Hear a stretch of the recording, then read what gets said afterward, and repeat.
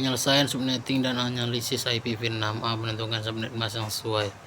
Kebutuhan 4 divisi masing-masing minimal 50 host. Langkah 1 yaitu cari jumlah bit host yang dibutuhkan.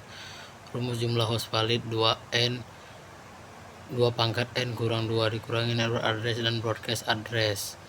Langkah 2 cari jumlah bit subnet yang dibutuhkan. Dari network per 24 sisa bit yang tersedia untuk host awalnya 8 bit.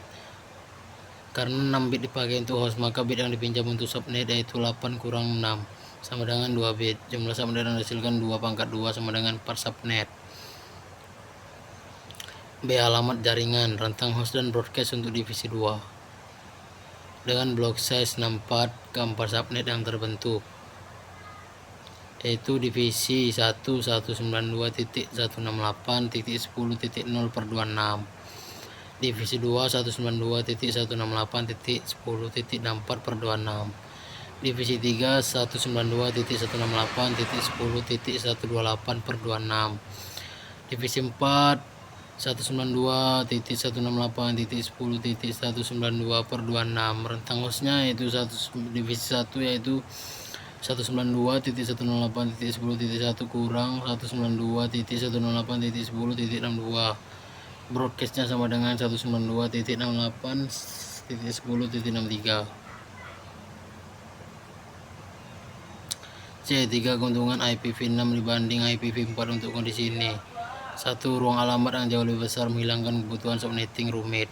IPv4 hanya menyediakan sekitar 4,3 miliar alamat, sehingga perusahaan harus melakukan perhitungan subnetting yang cermat seperti soal di atas demi menghemat alamat yang terbatas. IPv6 menyediakan 2 pangkat 128 alamat sampai jumlah yang praktis tak terbatas untuk kebutuhan organisasi. Setiap divisi bisa diberi blok alamat yang sangat besar, misalnya per 64, tanpa perlu khawatir kehabisan atau melakukan perhitungan subnetting rumit di atas. Bahkan jika perusahaan berkembang besar, menambah divisi atau perangkat IoT dan lain-lain. 2. Auto configuration atau SLAAC, mengurangi beban administrasi. IPv6 mendukung stateless address auto configuration atau SLAAC yang memungkinkan setiap perangkat dalam suatu divisi otomatis mendapatkan alamat IP yang valid tanpa memerlukan server DHCP terpisah untuk tiap subnet.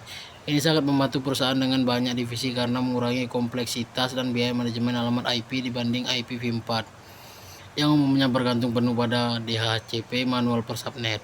3. Keamanan bawaan dengan IPsec. IPv4 awalnya dirancang tanpa fitur keamanan bawaan atau enkripsi dan autentifikasi atau IPsec, bersifat opsional dan sering diimplementasikan secara terpisah. IPv6 dirancang dengan IPsec sebagai bagian integral dari protokolnya, sehingga komunikasi antar divisi atau dengan kantor cabang di masa depan dapat lebih mudah diamankan secara end-to-end, mendukung kebutuhan perusahaan akan keamanan data internal antar divisi.